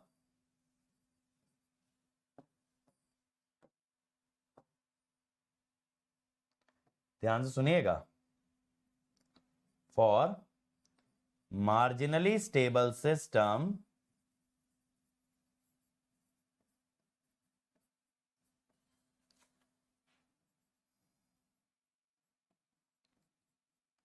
polar plot must pass through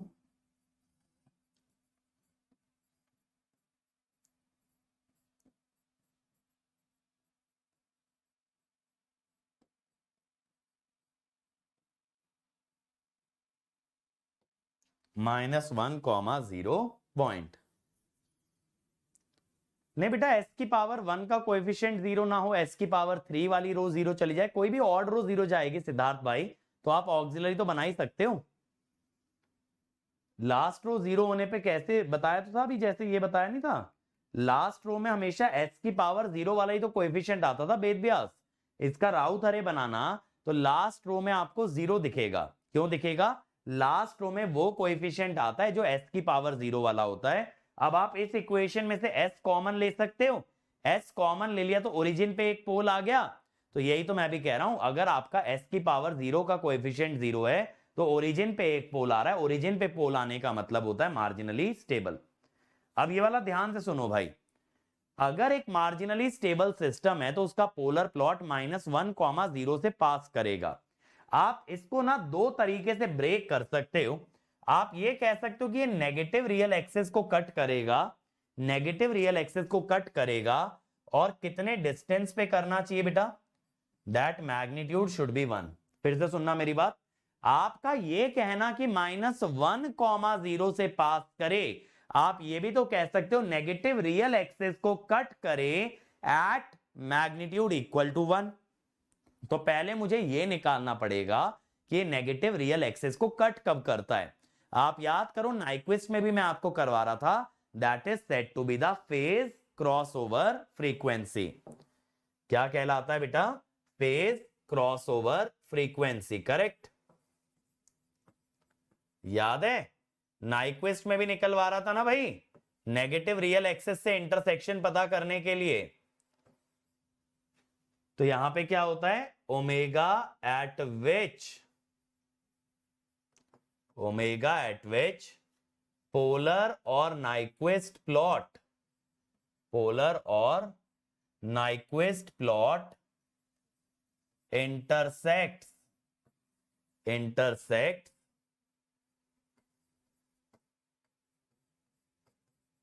negative real axis. ठीक है, जिस फ्रीक्वेंसी पे पोलर या नाइक्विस्ट प्लॉट आपका नेगेटिव रियल एक्सिस को काटेगा उसे फेज क्रॉसओवर फ्रीक्वेंसी कहते हैं। और ये कैसे निकाली जाती है भाई, by keeping the phase equal to -180। निकालना आता है ना सभी को, by keeping the phase equal to -180। तो मुझे ये पता लग गया भाई कि किस फ्रीक्वेंसी पे ये नेगेटिव रियल एक्सिस को काटता है। अब मुझे ये जानना है कि ओरिजिन से कितने डिस्टेंस पे काटता है, तो I am calculating the magnitude. सुन लीजिए ध्यान से, I am calculating the magnitude of GH J omega at omega PC। तो मुझे मालूम चल जाएगा कितने डिस्टेंस पे काटा। अब आप एक चीज बताइए, अगर ये मार्जिनली स्टेबल होता तो इसको कितने डिस्टेंस पे काटना चाहिए था, कितने पे काटना चाहिए था बताओ, कितने पे काटना चाहिए था? इसे काटना चाहिए था भाई 1 पे, 1 डिस्टेंस पे काटना चाहिए था ना। -1, 0 का मतलब है नेगेटिव रियल एक्सिस पे 1 का डिस्टेंस, 1 पे काटना चाहिए था। मैं कहता हूं मान लो 0.5 पे काट रहा है, मान लो 0.5 पे काट रहा है, तो 1 पे पहुंचाने के लिए कितने फैक्टर से मल्टीप्लाई करें? याद करो कल ही के लेक्चर में एक टेक्निक सिखाई थी, अगर ट्रांसफर फंक्शन k से मल्टीप्लाई हुआ तो हर एक्सिस से जो इंटरसेक्शन होता है वो भी k से मल्टीप्लाई हो जाता है। याद आ रहा है, किसी भी एक्सिस को पोलर या नाइक्विस्ट प्लॉट जहां काटता है हर चीज k से मल्टीप्लाई हो जाती है। मैं कह रहा हूं 0.5 पे काट रहा है, 1 पे काटना चाहिए, कितने फैक्टर से मल्टीप्लाई करें? 2 से। 2 से कैसे निकाले? 1/0.5। तो गेन मार्जिन क्या हो गया? 1 मैग्नीट्यूड एट ओमेगा PC। यही तो हो गया gain margin, 1 magnitude at omega PC, 1 magnitude at omega PC। समझे क्या? बताओ, ये फंडा क्लियर हुआ, चमका, भेजे में घुसा अच्छी तरीके से। पहले ये पता करो नेगेटिव रियल एक्सिस को कब काटेगा, फिर ये पता करो कहां काटेगा, फिर ये पता करो कितने फैक्टर से मल्टीप्लाई करें ताकि -1 पे काटे, यानी उसका डिस्टेंस कितना हो? 1 हो। उसके लिए 1 मैग्नीट्यूड। यहां 3 स्टेप लगते हैं। तो ऑब्वियसली राउथ वाला जो प्रोसेस है बेटा वो छोटा है, बट इसका भी ग्राफिकल अंडरस्टैंडिंग होना चाहिए। जैसे देखो, अगर a आपका -1 हुआ, ध्यान से सुनना, अगर a आपका -1 हुआ, अगर ये a वाला पॉइंट -1 है, तो in such a case it is not enclosed by polar plot, not enclosed by polar plot. तो उस केस में सिस्टम कैसा होगा? स्टेबल होगा। अगर एनक्लोज नहीं होगा तो स्टेबल होगा। अगर b हुआ -1, तो यहां पे क्या हुआ बेटा, पोलर प्लॉट पासेस, यही तो बात है वेद व्यास, तुम पीछे लगे रह गए। अब ये वाला कॉन्सेप्ट निकल गया, पोलर प्लॉट पासेस थ्रू -1,0, तो ये हो गया मार्जिनली स्टेबल। मैंने एनक्लोजमेंट वाला बताया था ना, अगर C होगा -1 तो it is enclosed by polar plot, और अगर -1 आपका एनक्लोज हो जाता है बेटा, तब सिस्टम कैसा होता है, अनस्टेबल। सिस्टम कैसा होता है भाई, अनस्टेबल। बेटा मैं एक एक स्टेप जो है ना 3-3 4-4 बार इसीलिए रिपीट करता हूं कि दिमाग में बैठ जाए, उसके बाद तुम कहते हो पूरा का पूरा दोबारा रिपीट कर दो। अरे भाई जब एक एक स्टेप 2 या 3 बार रिपीट कर रहा होता हूं, एक बार अटेंशन नहीं था तो अगली बार ध्यान से सुन लिया करो। तुम गजब ही यार डाउट पूछते हो, क्योंकि तुम्हारा दिमाग अभी राउत में ही फंसा हुआ होगा, वो S की पावर 0 वाले में ही फंसा होगा, पक्की बात है ना। क्या ओमेगा पीसी तो लिखा है, ओमेगा पीसी तो लिखा है, ओमेगा पीसी तो लिखा है, ओमेगा पीसी तो लिखा है, क्या दिक्कत है, सही तो लिखा है, क्या दिक्कत है, mod GH J omega at omega PC. देखो भाई वेद व्यास, मैंने क्या बोला, मैंने बोला एक मार्जिनली स्टेबल सिस्टम के लिए पोलर प्लॉट -1 से पास करना चाहिए, मानते हो। अब मैं क्या कहता हूं, यानी कि -1 से पास करने को 2 स्टेप में ब्रेक कर लो। ये नेगेटिव रियल एक्सिस को काटे, नेगेटिव रियल एक्सिस को काटे, और कहां पे काटे बेटा, कहां पे काटे, ये काटे -1 पे, नेगेटिव रियल एक्सिस को काटे -1 पे, माने नेगेटिव को काटे at a distance 1 from the origin, at a distance 1 from the origin. तो मैंने कहा पहले ये पता कर लो ओमेगा पीसी निकाल के कि ये नेगेटिव रियल एक्सिस को कब कट करता है, ठीक है, when does it intersect the negative real axis, और for what value of omega does it intersect the negative real axis. एक बार ये पता चल गया, मान लो ओमेगा आ गया 2, आपने उस पे मॉड निकाला, मॉड निकाल के ये पता लग गया कि ये कितने डिस्टेंस पे काटेगा नेगेटिव रियल एक्सिस को। जैसे मान लो 0.5 पे काट रहा है, ये सिस्टम मार्जिनली स्टेबल तब होता जब ये -1 पे काटता। अगर ये -0.5 पे काट रहा है तो -1 पे अगर इस इंटरसेक्शन को पहुंचाना है तो किससे मल्टीप्लाई करें, 2 से। आपने कल पढ़ा था जब भी आप ट्रांसफर फंक्शन को किसी भी k से मल्टीप्लाई करते हो तो जितने भी इंटरसेक्शन होते हैं सारे k से मल्टीप्लाई हो जाते हैं। तो मैं कह रहा हूं -0.5 पे है, -1 पे पहुंचाना है, कितने का मल्टीप्लीकेशन ले, 2 का। तो आपने यही तो किया, 1 अपॉन मैग्नीट्यूड, 1 अपॉन 0.5। तो स्टेप्स क्या हुए, पहले ओमेगा पीसी निकालो, फिर उसको पुट करके मैग्नीट्यूड निकालो, फिर मैग्नीट्यूड का रेसिप्रोकल ये बताता है कि मैग्नीट्यूड को 1 करने के लिए कितने फैक्टर का मल्टीप्लिकेशन लेना पड़ेगा, कितने फैक्टर का मल्टीप्लिकेशन लेना पड़ेगा। यही तो हुआ, ठीक है भाई, अब सही है। हाँ बेटा ये हर जगह वैलिड है, ये स्टैंडर्ड तरीका होता है, राउत तो शॉर्टकट है निकालने का, ये स्टैंडर्ड तरीका है। अब जैसे यहां पे देखो भाई, यहां पे देखो, जैसे मैं इन सिस्टम्स को कह देता हूं A B C, अब मैं कहता हूं A वाले को to make A marginally stable. देखो भाई A को अगर मार्जिनली स्टेबल बनाना है, वो -0.5 पे कट कर रहा है, ठीक है, तो आपको क्या कहना पड़ेगा, मल्टीप्लाई, -0.5 पे कट कर रहा है ना, तो multiply by a factor of 2,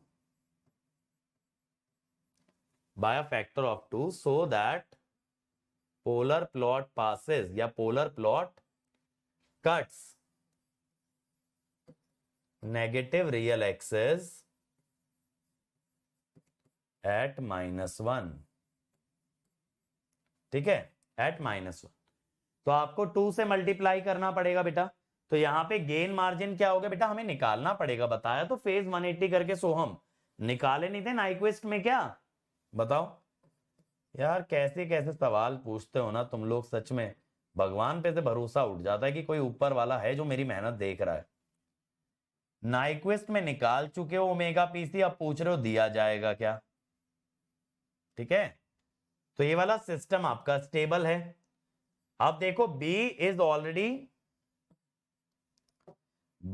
already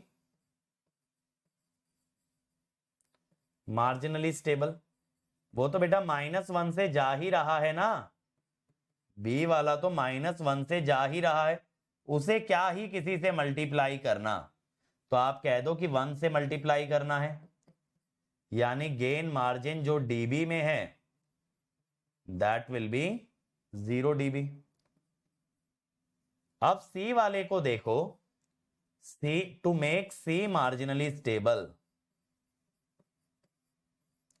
सी वाला कहां कट कर रहा है बेटा, 2 के डिस्टेंस पे, -2 पे है ना, माने 2 के डिस्टेंस पे, ओरिजिन से 2 के डिस्टेंस पे होना कितना चाहिए, आपका होना चाहिए 1 का distance, multiply by a factor. 2 के डिस्टेंस को 1 बनाने के लिए कितने का फैक्टर लेना पड़ेगा बेटा, हाफ का, सो that polar plot passes through -1, 0। ठीक है, जिससे कि आपका पोलर प्लॉट -1, 0 से जाए। ठीक है, तो यहां पे गेन मार्जिन कितना आ गया, हाफ आ गया, और डीबी में कितना आ गया भाई, 20 log half, that is negative. अब समझ में आया भाई वेद व्यास क्या फंडा है। ओमेगा पीसी पहले निकालोगे, उस पे मैग्नीट्यूड निकालोगे, फिर मैग्नीट्यूड का रेसिप्रोकल ले लोगे, तो उससे क्या मिल जाएगा, गेन मार्जिन। ठीक है, इंडक्शन बेटा होगा 2-3 दिन में स्टार्ट होगा, खत्म होने वाला है सिंक्रोनस। लेक्चर का शेड्यूल तो पड़ा हुआ ही है, जाकर के देख लो इंडक्शन किस दिन से स्टार्ट हो रहा है, उसके एक दिन बाद तक तो स्टार्ट हो ही जाएगा। मतलब मैक्सिमम हम अभी ना मशीन्स के अंदर एक ही लेक्चर पीछे चल रहे हैं, और ज्यादा नहीं, मशीन में एक वीडियो पीछे चल रहे हैं बस। ठीक है, तो 6 तारीख तक का शेड्यूल है, पक्का 6 या 7 में कंप्लीट कर दूंगा, देख लो उसके हिसाब से। चलो भाई, ओपन लूप ट्रांसफर फंक्शन दिया है, कैलकुलेट गेन मार्जिन। यहां पे आप इससे करो, ओमेगा पीसी वाले मेथड से एक बार, ये जो ओमेगा पीसी वाला मेथड सिखाया ना, एक बार इससे ट्राई करो यार फटाफट। चलो just give me 1 minute and you guys try.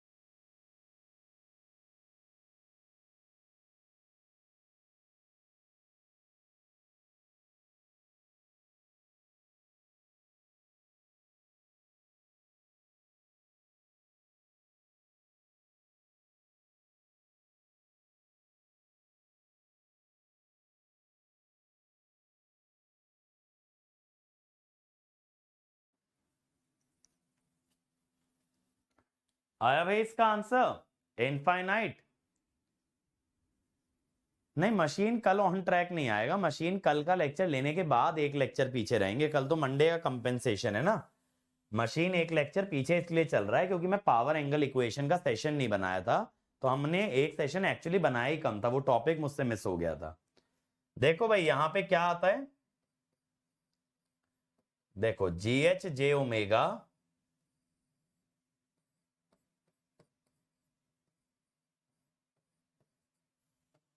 ये आता है। सोहम भाई ध्यान से देखना, फेज कितना आता है।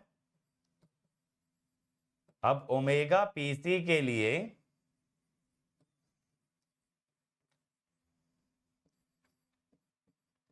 आपको फेज कितना करना है, -180।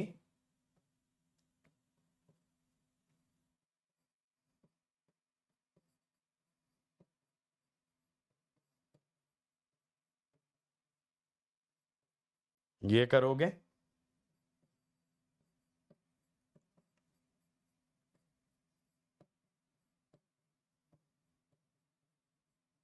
दोनों तरफ tan ले लो, tan 180 minus theta is minus tan theta. तो यहां पे ओमेगा क्या आ गया, 0।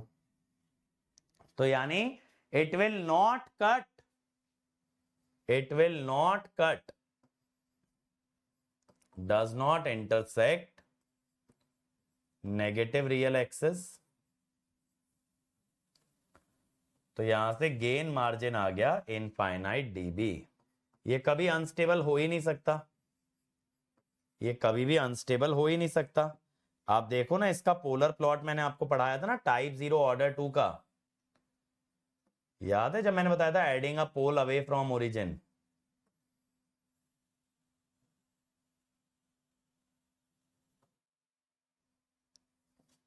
वैसे पीवाईक्यू ट्राई किए हो कंट्रोल के, मेरे हिसाब से अब तुमसे सारे पीवाईक्यू बनने चाहिए बेटा, फ्रीक्वेंसी वाले भी अच्छे से अच्छा क्वेश्चन तुम बना पाओगे।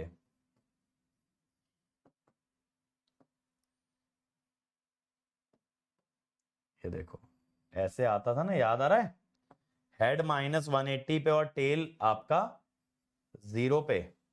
तो ये कभी नेगेटिव रियल एक्सिस को काटेगा ही नहीं, ये कभी भी नेगेटिव रियल एक्सिस को काटेगा ही नहीं। ओमेगा पीसी 0.56 कहां से निकाल दिए विक्रम भाई, ये तो कभी भी नेगेटिव रियल एक्सिस को कट ही नहीं करेगा। क्लियर हो गया ना सबको। चलो अगला क्वेश्चन बनाओ। अब इस मेथड से बनाना आप लोग, ये ट्राई करो, ये बेसिक वाले मेथड से बनाओ, ओमेगा पीसी वाले से भाई, जो मैंने बताया ओमेगा पीसी वाले से बनाना है। उस मेथड की प्रैक्टिस करना भी जरूरी है, राउत से तुम बना लोगे, आई नो दैट। चलो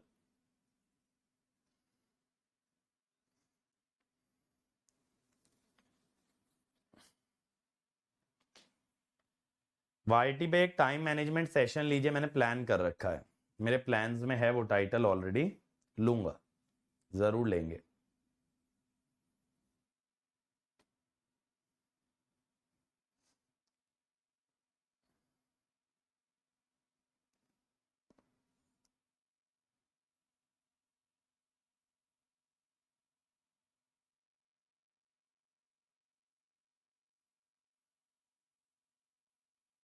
बेटा तो उस ओमेगा की वैल्यू आ कैसे सकती है, ओमेगा बराबर ओमेगा/2 आ रहा है, बताओ ओमेगा की वैल्यू कैसे निकाल दी मैंने, अभी तो सामने सॉल्व करके दिखाया, ओमेगा की वैल्यू 0 ही आ रही है। ओमेगा बराबर ओमेगा/2 अगर करोगे तो ओमेगा 0 ही हो सकता है।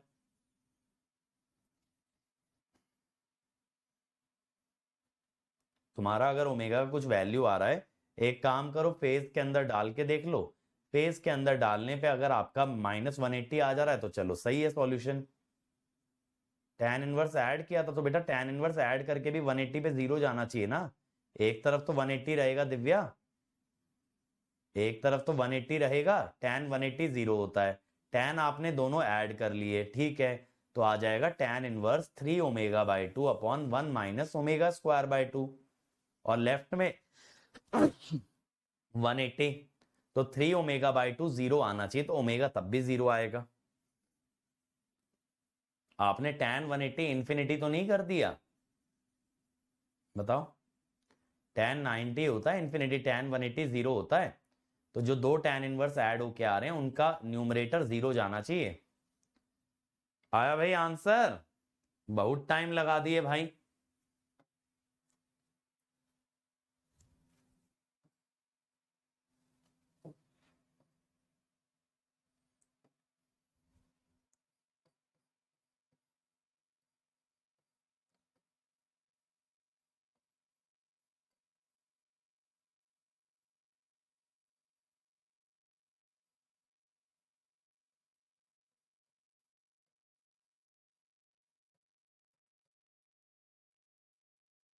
तो फेज क्या होगा?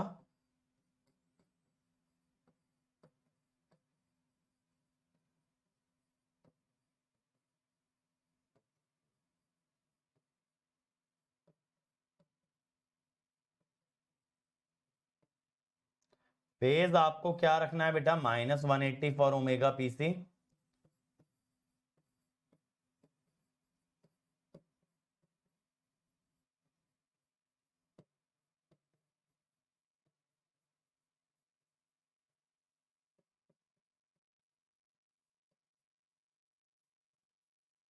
अब यहां पे -180 को ले आओ 90,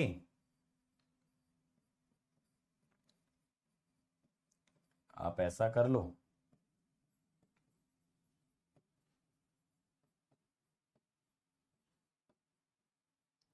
दोनों तरफ tan ले लो यार।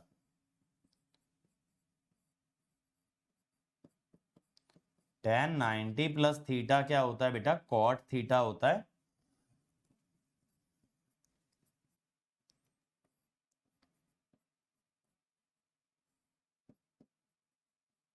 tan 90 प्लस थीटा क्या होता है? cot थीटा होता है। cot होता है बेसिकली 1/tan थीटा। ठीक है, cot बेसिकली क्या होता है? 1/tan theta.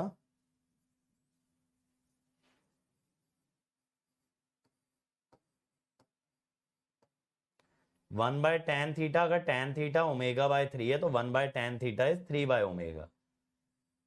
फिर से सुन लो भाई, cot थीटा होता है 1/tan थीटा, तो 1/tan ऑफ tan इनवर्स आ जाएगा, 1/tan ऑफ tan इनवर्स। ठीक है, तो यहां पे क्या हो जाएगा? 3 से 3 कट गया, ω/pc आ गया 1 रेडियन पर सेकेंड। यानी इसमें तो अपने को फाइनाइट मिलेगा ही मिलेगा गेन मार्जिन। मैग्नीट्यूड निकालो भाई।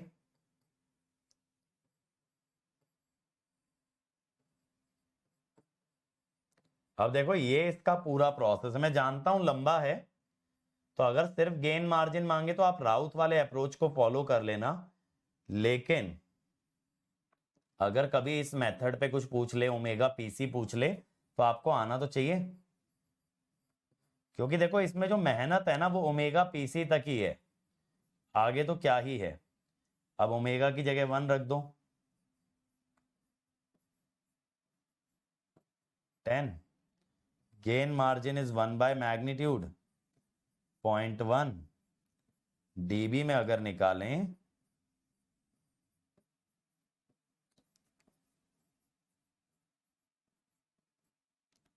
-20 dB, तो ये हो गया अनस्टेबल। क्या हो गया बेटा? अनस्टेबल। समझ गए? अनस्टेबल आ गया, माइनस में आ रहा है, यही बन रहा है। चलो बहुत बढ़िया।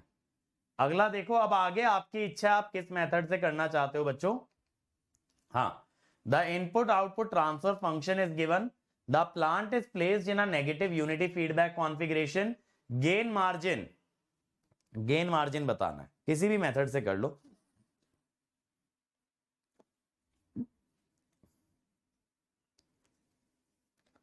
थ्री ω/2 माइनस ओमेगा स्क्वायर कैसे आया बेटा? tan inverse A plus tan inverse B का फॉर्मूला होता है ना, tan inverse A plus B upon 1 minus AB। तो A प्लस B हुआ 3 ω/2, 1 माइनस AB हुआ 1 माइनस ओमेगा स्क्वायर बाय 2। ये tan inverse A plus tan inverse B का formula है। चलो भाई, जिस भी मेथड से करना चाहते हो कर सकते हो, राउट से भी कर सकते हो, कोई दिक्कत नहीं है। अब मैंने आपको दोनों ही मेथड एक्सप्लेन कर दिए हैं।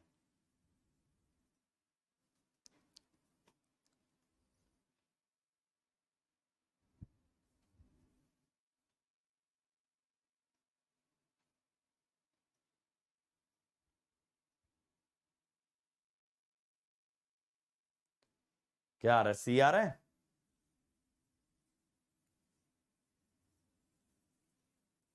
चलो देखें। देखो अगर राउत से कर रहे हो तो आपने क्या किया, इसमें K1 मल्टीप्लाई कर दिया। K1 ना ओपन लूप वाले में मल्टीप्लाई करना होता है।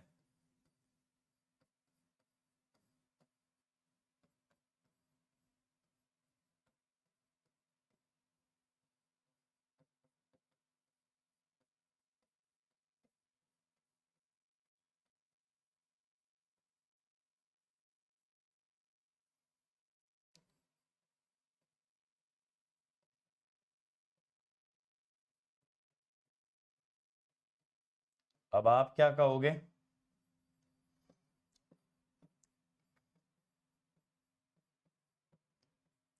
थर्ड ऑर्डर है ना, inner product equal to outer product.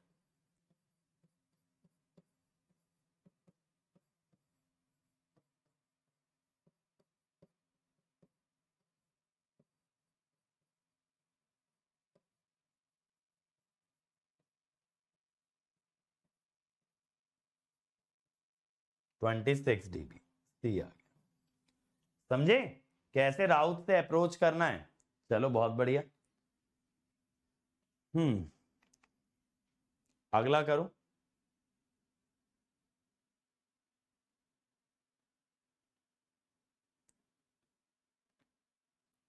The value of gain के for which the system is marginally stable. किस गेन के लिए? गेन मार्जिन बेटा उल्टा लिख रहे हो विक्रम भाई, के कैलकुलेटेड बाय के गिवन। बट इतना मत सोचो ना, आप पूरे में K1 मल्टीप्लाई कर दो ना, आप कैलकुलेटेड अलग से क्यों निकाल रहे हो? गिवन और कैलकुलेटेड, मेरे पास 100 ऑलरेडी था, मैं 100 में के मल्टीप्लाई कर रहा हूं, तो जो मेरा मल्टीप्लाइंग फैक्टर है वही गेन मार्जिन है। आप लोग क्या करोगे ना, 100 K1 की जगह के लिखोगे, फिर निकालोगे के की ओवरऑल वैल्यू क्या होनी चाहिए फॉर मार्जिनल स्टेबिलिटी। फिर कहोगे भैया इतनी आनी चाहिए थी, गिवन मेरे पास ऑलरेडी था 100, आनी चाहिए थी 2000, तो 20 आया। मेरा डायरेक्टली 20 आ गया क्योंकि मैंने 100 में ही K1 मल्टीप्लाई किया। मैंने अलग से ऐसा नहीं किया ना 100 K1 को के लिखा हो। मनीष भाई कह रहे हैं बी।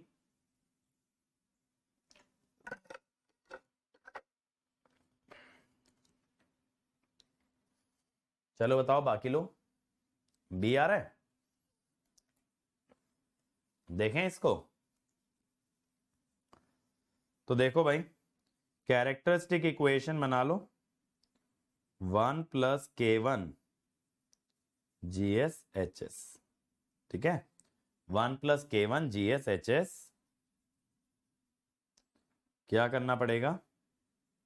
वैसे तो के दे ही रखा है ना, के दे रखा, अलग से करने की क्या जरूरत है?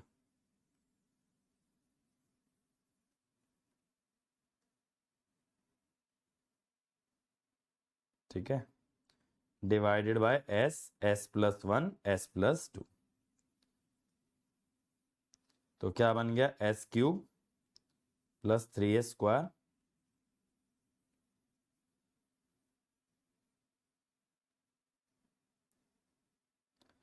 अब मार्जिनल स्टेबिलिटी के लिए बेटा,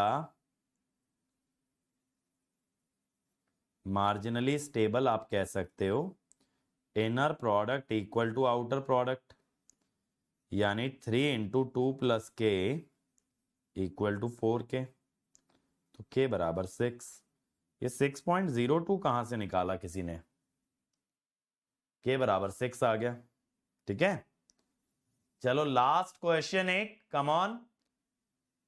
गेन मार्जिन बताना है भाई इसका, where GS is given like this. अब देखो जितना भी आपने पढ़ा है, राउथ में आपने शॉर्टकट पढ़ा, फ्रीक्वेंसी डोमेन में आपने पोलर प्लॉट पढ़ा, गेन मार्जिन फेज मार्जिन पढ़ा, रूट लोकस आपने पढ़ा, सारे कॉन्सेप्ट यहां आकर के जुड़ गए। करेक्ट। और अब ना आगे का जर्नी आपका बहुत इजी है कंट्रोल में। स्टेट स्पेस बहुत इजी टॉपिक है, कंट्रोलर कंपेंसेटर काफी इजी टॉपिक है, फटाफट सिलेबस निपटेगा। तो नेक्स्ट वीक अपना कंट्रोल खत्म हो जाएगा। ठीक है, उसके नेक्स्ट वीक से सिग्नल स्टार्ट करेंगे। कंट्रोल खत्म होगा तो सिग्नल स्टार्ट करेंगे। सिग्नल में टाइमिंग थोड़ी जल्दी करूंगा, इवनिंग वाली ना, क्योंकि रात को 9 सवा 9 बज जाते हैं यार, थोड़ा जल्दी करेंगे। आप लोग के पास भी रात को सेल्फ स्टडी का टाइम बचेगा, और मेरे पास भी थोड़ा सा गैप आ जाएगा before sleeping to take the morning class. अभी क्या होता है ना, आप लोगों की क्लास छोड़ के डिनर विनर करो, फिर सोने चले जाओ, फिर सुबह की क्लास। चलो देखें, तो पहले आप क्या करोगे, K1 GS लिखोगे,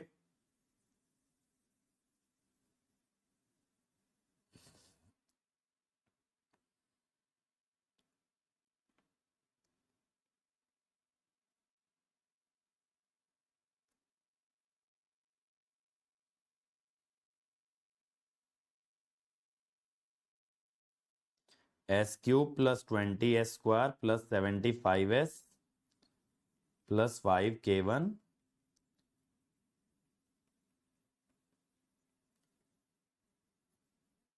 अब inner product equal to outer product करोगे ना,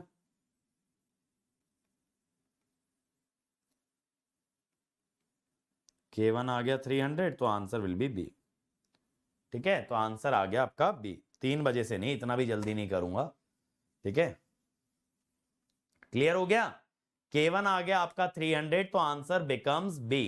क्लियर है। गेन मार्जिन बताइए भाई सभी लोगों को अच्छे से, गेन मार्जिन सबको अच्छे से क्लियर हुआ कि नहीं हुआ, फटाफट बोलिए।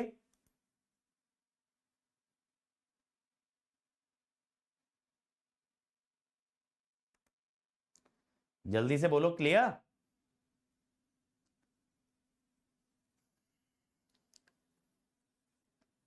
चलो फिर अब हम लोग मिलेंगे बेटा कल सुबह 7 बजे। कल सुबह 7 बजे किस लिए मिलेंगे? 7 बजे मिलेंगे मशीन्स के लिए। कंट्रोल का अगला लेक्चर आपका मंडे को लगेगा। अगले वीक आपका कंट्रोल सिस्टम पूरा हो जाएगा। ठीक है, अगले वीक आपका पूरा कंट्रोल सिस्टम खत्म हो जाएगा। तो next to next week we are going to start with the signals and system. ठीक है भाई, चलिए। हाँ, 4:30 या 5 बजे से विक्रम मैंने सोचा है। हाँ, मशीन के बाद गैप दूंगा, मशीन के बाद पावर सिस्टम में ऑलमोस्ट 1 वीक का गैप मैं दूंगा। चलिए।